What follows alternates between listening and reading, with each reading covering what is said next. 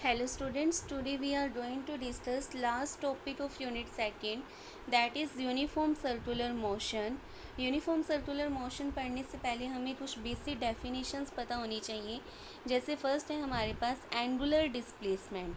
Angular displacement आपके पास क्या होएगा कि जब बॉडी सर्कुलर पाथ में मूव करेगी तब आपके पास एंगुलर डिस्प्लेसमेंट आएगी। डिस्प्लेसमेंट का मतलब shortest distance between the initial and the final position. And angular का मतलब क्या है कि ऑब्जेक्ट जो मूव कर रहा है वो अराउंड अ सर्कुलर पाथ कर रहे हैं। तो एंगुलर डिस्प्लेसमेंट को आप जो मेज़र है वो करोगे by the theta. Theta means angle. Angular displacement को आप डिफाइन ऐसे भी कर सकते हो, angle traced out by the radius vector at the center of the circular path in a given time. What did I say? Angular displacement of the object moving around a circular path is defined as the angle traced out by the radius vector at the center of circular path in a given time. For example मान लो आपके पास कोई object है जो move कर रहा है from point A to point B. अब आपने क्या बोला कि जो इसकी एंगुलर डिस्प्लेसमेंट है वो सेंटर पर जो एंगल बनेगा बाय द रेडियस वेक्टर उससे मेज़र करेंगे। मींस जो इसकी एंगुलर डिस्प्लेसमेंट आएगी वो हम मेज़र करेंगे इस थीटा एंगल से। तो ये थीटा एंगल यहाँ पर कितना है π/2। तो जो इसकी एंगुलर डिस्प्लेसमेंट आएगी वो तो आएगी π/2।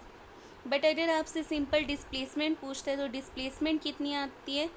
डिस्प्लेसमेंट आएगी इसका shortest path means this A B. तो ये अगर ये आर है तो ए बी की वैल्यू आएगी आपके पास √r² + r² that is √2r। तो ये दोनों में डिफरेंस है। एंगुलर डिस्प्लेसमेंट में सिर्फ आपने एंगल बताना है एंड डिस्प्लेसमेंट में आपने उसकी लेंथ बतानी है डिस्टेंस की, राइट। और अगर आपसे उसका डिस्टेंस पूछा होता तो डिस्टेंस कितना आता? डिस्टेंस आता r/b। r/b की वैल्यू कितनी आती? π/2 multiplied by r, right. Since यहाँ पे जो एंगुलर डिस्प्लेसमेंट है उसमें सिर्फ आप एंगल बता रहे हो तो हम एंगल को मेज़र करते हैं इन रेडियंस। तो जो आपके पास एंगुलर डिस्प्लेसमेंट आएगी उसको आप हमेशा किससे डिनोट करोगे? इन रेडियंस डिनोट करोगे। फिर एंगुलर डिस्प्लेसमेंट जो होती है वो आपके पास एक वेक्टर क्वांटिटी है। वेक्टर क्वांटिटी का मतलब डायरेक्शन डिपेंडेंट है। एंड अब ये एंगुलर है तो इसकी डायरेक्शन आप by the right hand thumb rule. Right hand thumb rule क्या कहते हैं कि अगर आपने राइट हैंड की फिंगर्स को इन the direction of theta rotate किया है देन जो आपका थंब है राइट हैंड का वो बताएगा direction of angular displacement vector, right. जैसे अगर आपके पास मान लो ये थीटा दे रखा है एंटी क्लॉकवाइज डायरेक्शन में तो आपने राइट हैंड की फिंगर्स को इस डायरेक्शन में रोटेट करना है। देन जो आपका थंब है राइट हैंड का वो बताएगा direction of angular displacement vector. अगर आपका जो थीटा है वो इस टाइप से है तो आपने जो राइट हैंड की फिंगर्स है वो इस टाइप से रोटेट करनी है। देन यू विल सी जो आपका थंब है वो डाउनवर्ड डायरेक्शन में जा रहा है तो जो आपकी एंगुलर डिस्प्लेसमेंट वेक्टर की डायरेक्शन आएगी वो डाउनवर्ड आएगी। मीन्स फॉर एंटी क्लॉकवाइज जो आपके पास एंगुलर डिस्प्लेसमेंट डायरेक्शन वेक्टर की डायरेक्शन आएगी वो आएगी upward and normal to the plane of paper. And for clockwise ये आएगी downward and perpendicular to the plane of paper, right.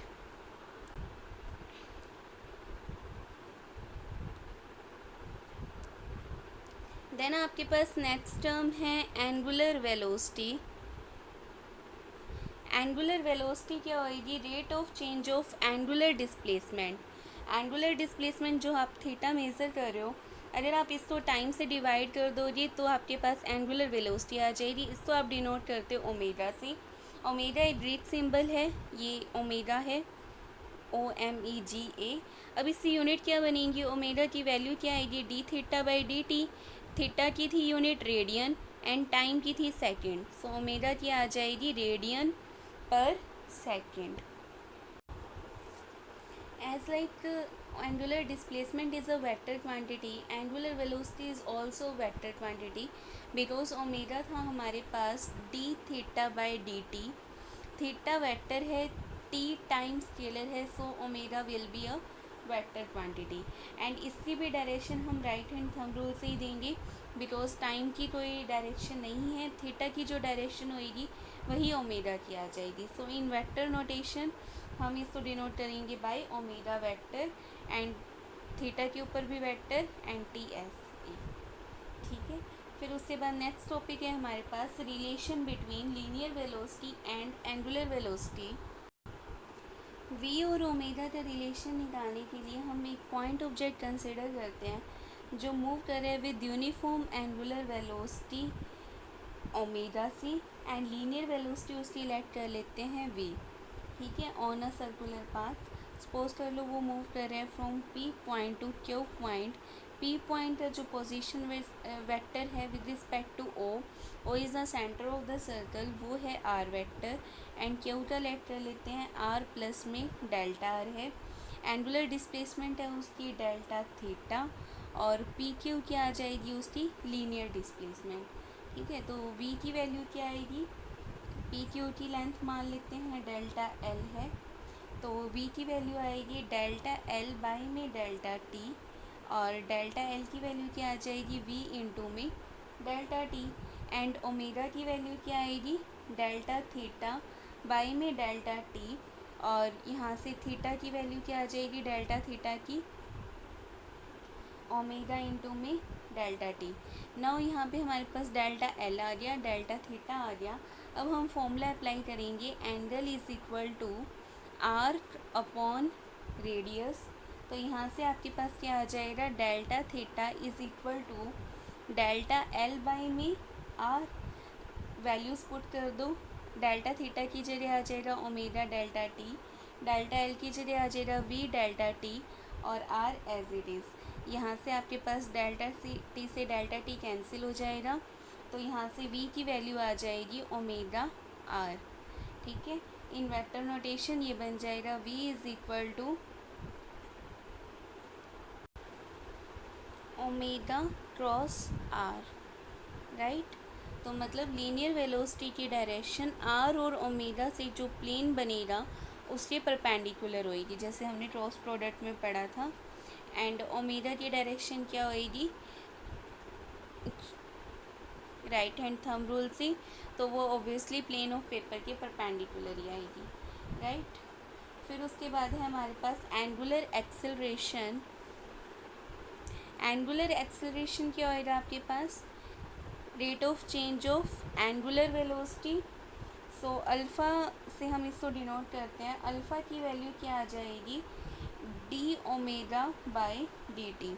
अगर आपने डेल्टा की फॉर्म में लिखना हो तो आप लगाओगे limit delta T approaches to zero delta omega by delta T. जैसे हमने काइनेमेटिक्स में सिंपल वेलोसिटी एक्सेलरेशन किया था, सेम वैसे ही आ जाएगा। फिर नेक्स्ट है हमारे पास relation between linear acceleration and angular acceleration. तो हमें ए और अल्फ़ा के बीच में रिलेशन निकालना है। अब हमारे पास वी और ओमेगा के बीच में रिलेशन है, तो डायरेक्ट हम उसी को यूज़ कर लेते हैं। हमारे पास v इज़ इक्वल टू क्या था ओमेगा आर, इसको डिफ्रेंशिएट कर दो विद रिस्पेक्ट टू टाइम, तो हमारे पास आ जाएगा D V by D T is equal to D by D T of omega R.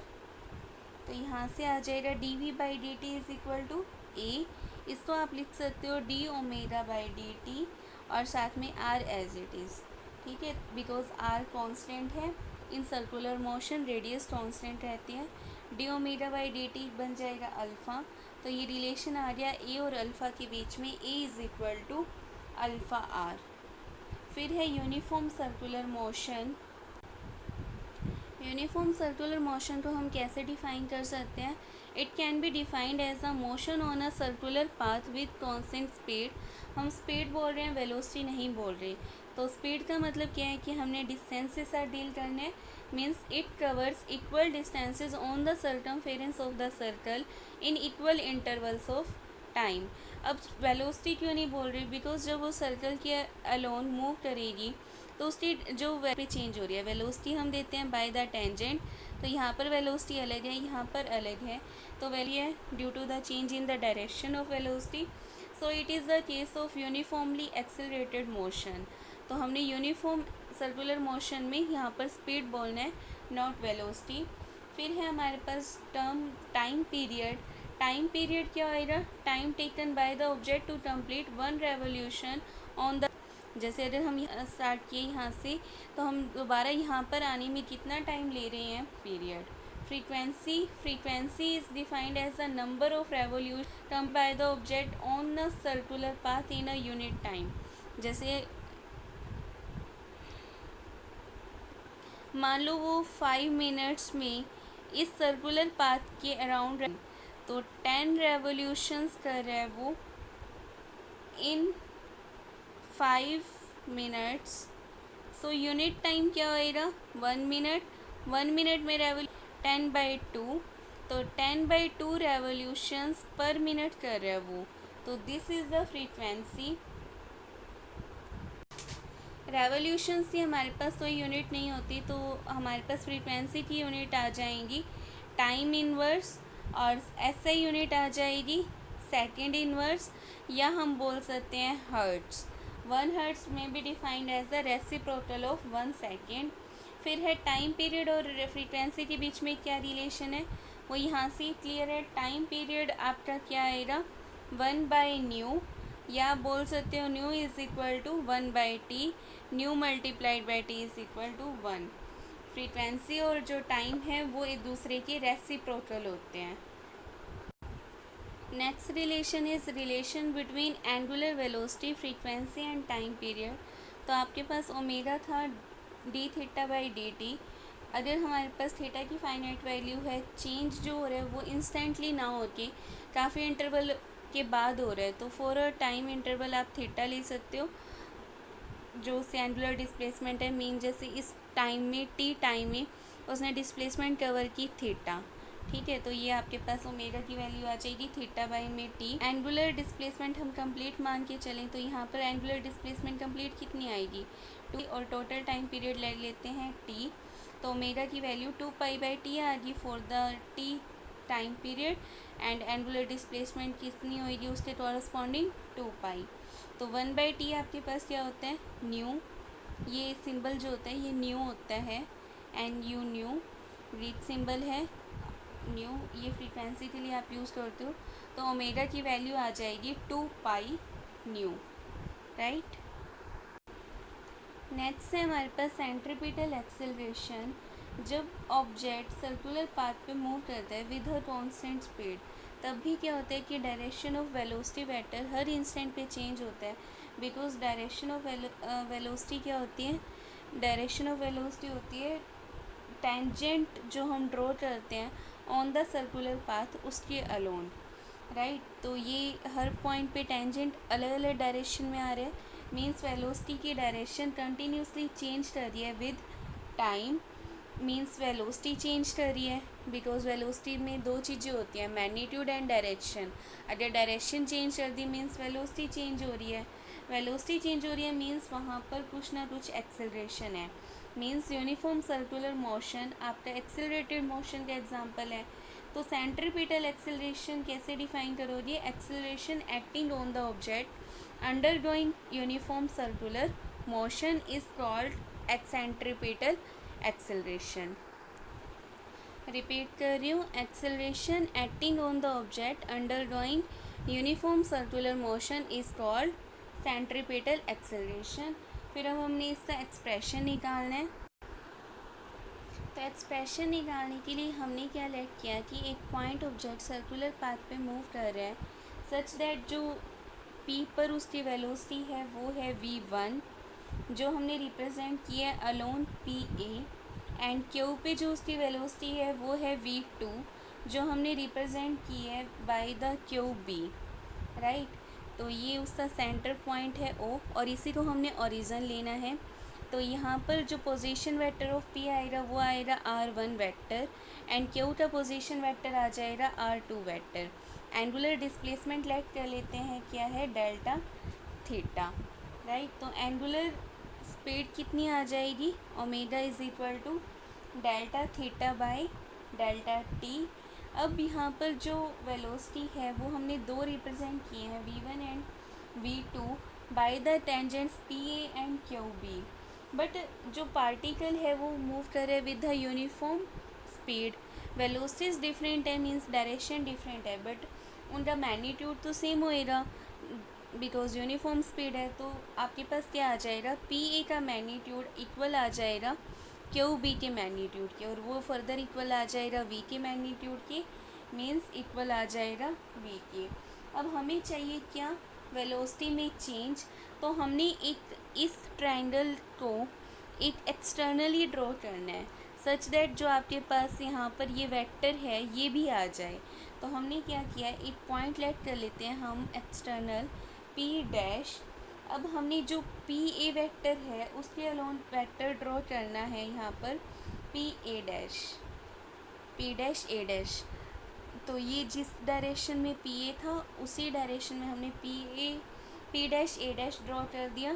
तो इसका मैग्नीट्यूड कितना है, v1, और यहाँ पर जो v2 था उसी डायरेक्शन में ड्रॉ कर दिया पी डैश बी डैश, और ए डैश बी डैश आपको क्या देगा, वेलोसिटी का चेंज देगा। ये v1 है, ये v2 वेक्टर है, ये डेल्टा थीटा है, और ये क्या देगा, वेलोसिटी में चेंज। अब यहाँ पर ट्रायंगल लॉ अप्लाई कर दो, ट्रायंगल लॉ सबको अप्लाई करना आता ही है। तो ट्रायंगल लॉ के अकॉर्डिंग क्या आ जाएगा, P dash A dash plus में A dash B dash is equal to आ जाएगा P dash B dash.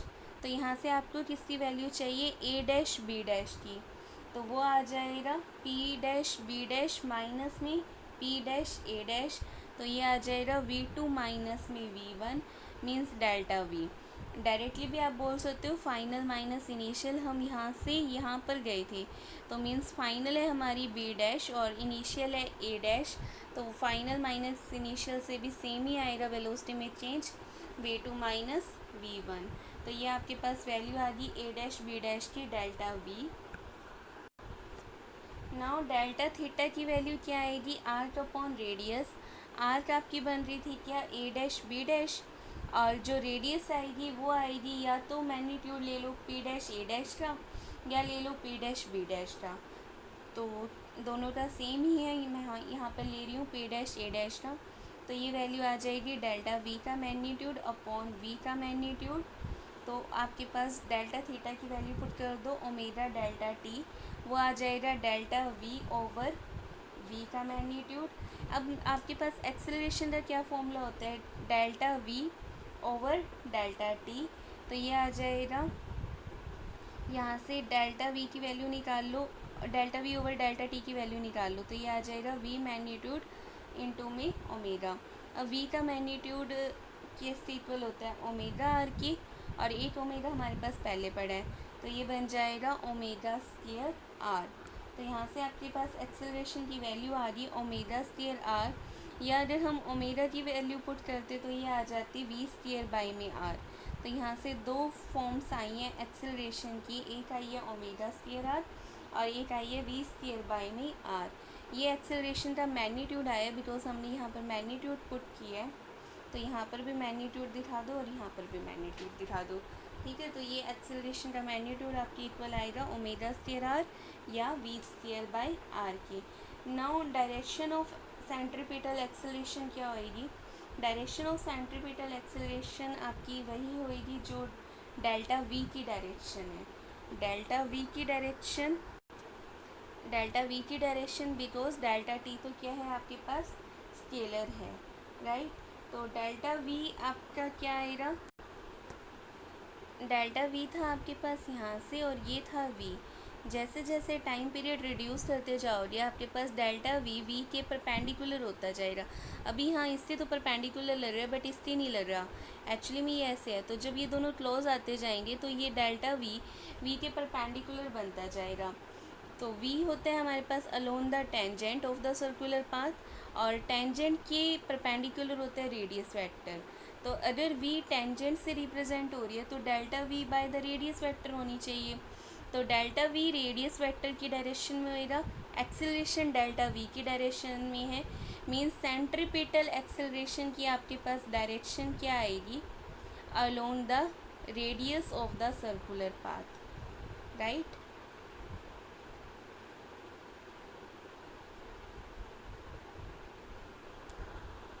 Now हमारे पास क्लियर है कि जब भी पार्टिकल सर्कुलर पाथ में मूव करेगा तो उसके पास दो टाइप की एक्सेलरेशन होगी, एक तो सेंट्रीपिटल एक्सेलरेशन और एक जो हमने पहले एक्सेलरेशन निकाली थी एंगुलर एक्सेलरेशन, इसको बोलना है हमने टेंजेंशियल एक्सेलरेशन,